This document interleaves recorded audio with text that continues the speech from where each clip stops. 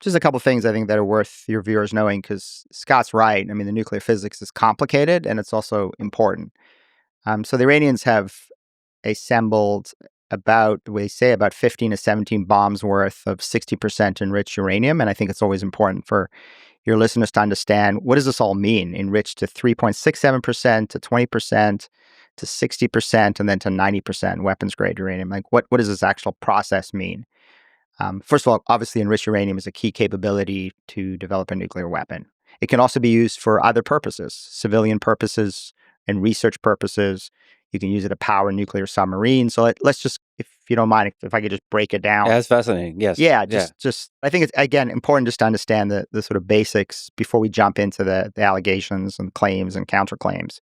So if you're going to enrich to 3.67% enriched uranium, that's for civilian nuclear power. Right? But when you do that, you've basically 70% of what you need to get to weapons grade. Right? So you've done all the steps, 70% of the steps in order to get to weapons grade uranium. If you enrich to 20%, you are now at 90% of what you need to get to weapons grade uranium. Now, why would you need 20%? You may need it for something like a research reactor, right? And so medical isotopes. Iran has a Tehran research reactor for medical isotopes. Now, you can, by the way, you can buy those isotopes from abroad, or you can produce them at home. If you're going to enrich to 60%, right, then you've done 99% of what you need to get to weapons grade uranium. And then 90% is, quote, weapons grade uranium. By the way, you can use 60% to actually deliver a crude nuclear device. That has been done in the past. But you want to get to, quote, 90%. That's weapons grade uranium as Scott's defining it. But just again, to clarify, these huge stockpiles of 60% that Iran has accumulated, right, this 16, 17 bombs worth of 60%, is 99% of what they need for weapons grade. So I just wanted to explain that. Yeah, but when you're saying if you include the mining, the refining of the ore into yellow cake, the transformation of that into uranium hexafluoride gas, the driving of it in a truck over to the centrifuge and then spinning it, this is where we get this 90% number from, right? In place of 90% enriched uranium or 80% enriched uranium, it's 90% of the way on some chart that includes picking up a shovel and beginning to mine, right? Like, so again, just to clarify, I just think it's important to understand the definition of terms.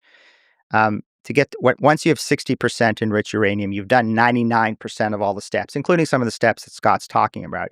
You've done 99% of what you need to have weapons grade uranium. That's just meaningless. Why is that meaningless? Well, as I've already established numerous times here, under the JCPOA, they shipped out every bit of their enriched uranium stockpile. The French turned it into fuel rods and then shipped it back. That's the deal they're trying to get the U.S. back into, and we're obviously clearly willing to do. And again, the only reason they were enriching up to 60% was to put the pressure on the Americans to go ahead and get back into the deal.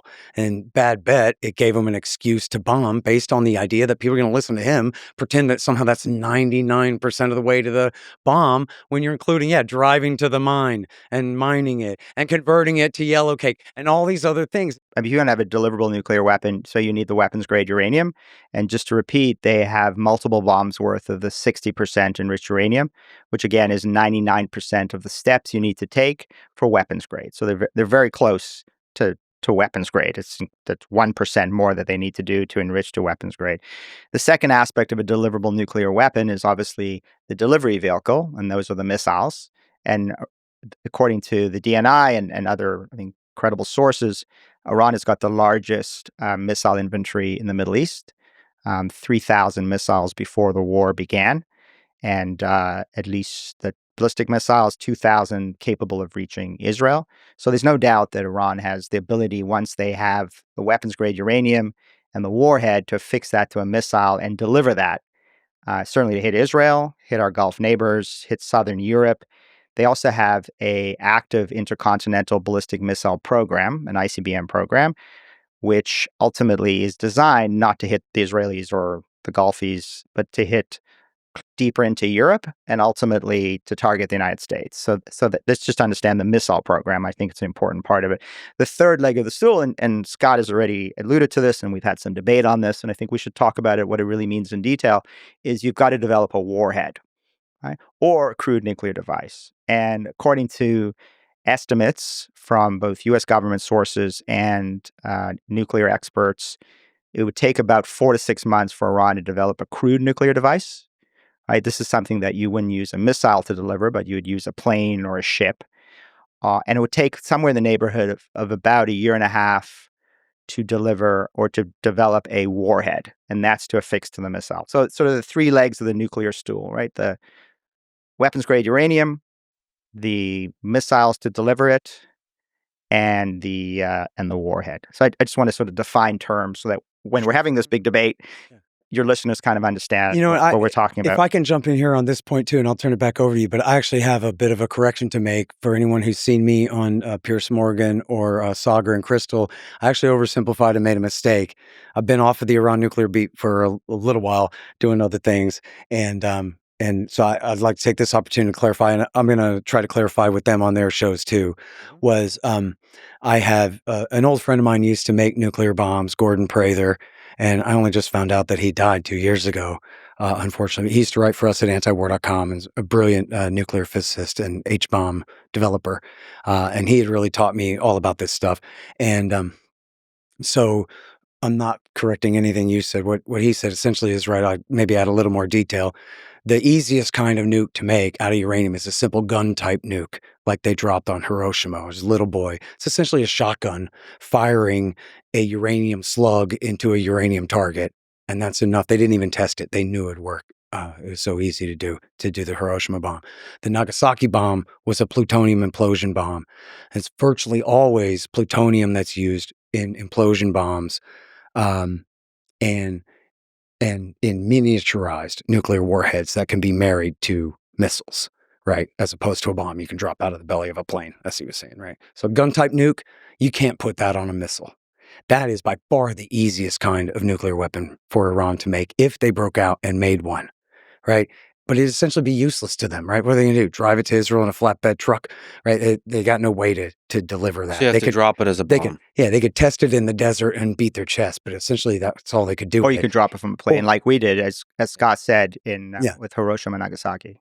Yeah, very slim chance of Iranian heavy bombers getting through Israeli airspace. But anyway, but to make an implosion bomb, they would have to do years worth of experiments, unless the Chinese or the Russians just gave them the software or gave them the finished blueprints or something, which is no indication of that whatsoever. The only people who gave them blueprints for a nuclear bomb was the CIA. Remember Operation Merlin, where they just changed one little thing and gave them nuclear bomb blueprints, but the Iranians didn't take the bait? The blueprints were given, just to clarify, it's just interesting, just in the terms of the history of proliferation. So Iran's initial nuclear program, right, which is built on centrifuges, as Scott and I have been talking about, that was actually given to the designs of that were given to them by A.Q. Khan, who was really the father of the Pakistani nuclear program. And he actually stole those designs from the Dutch and handed it to the Iranians. He also handed it to the North Koreans and the Libyans and others. So they were able to illicitly acquire this technology, or at least the blueprints for this technology, from the father of the Pakistani bomb. So I think that's an interesting point.